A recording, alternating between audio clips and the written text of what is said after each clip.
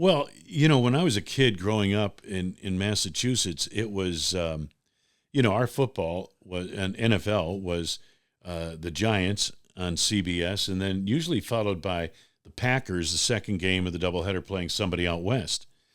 And so I became a Green Bay Packers fan for a couple of reasons.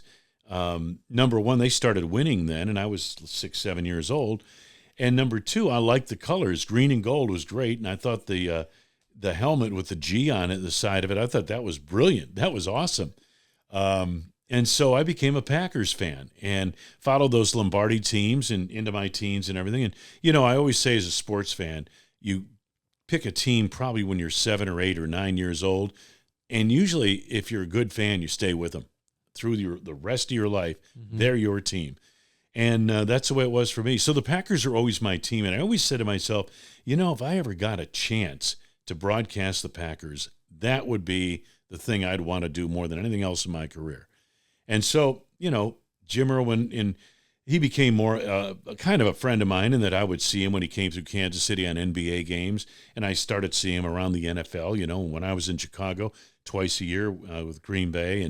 And so I got to know Jim pretty well.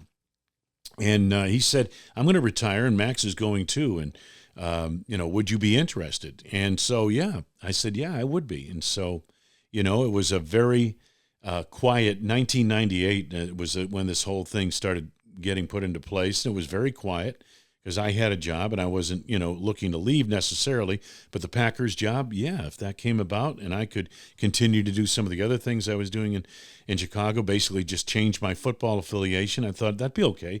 Who cares where the play-by-play goes? Fortunately, we weren't in the middle of social media the way we are today. We barely had cell phones back in 98 and 99. And, your sports talk radio is basically on the weekends, you know what I mean? Yeah. So it was great. I was able to do that. And I was able to, I negotiated with a guy by the name of John Schweitzer, who became who was the station manager at WTMJ at the time. They had the rights.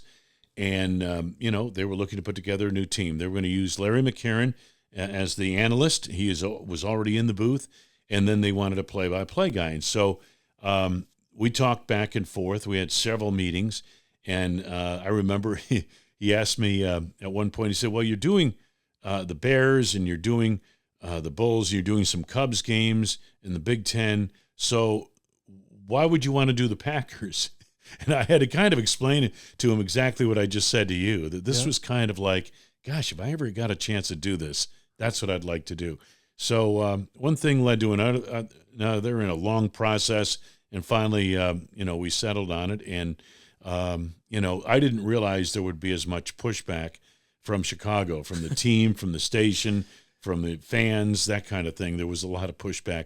And it was funny, for a while, I'm the guy who, first off, Bears fans are teed off that I'm leaving. Yeah. Second, which is a tribute, I guess. Secondly, Packers fans are saying, I can't believe we hired the Bears guy. So I'm kind of in the middle of that. But thank God we didn't have social media the way we have it today, because I don't think WTMJ could have ever made that hire.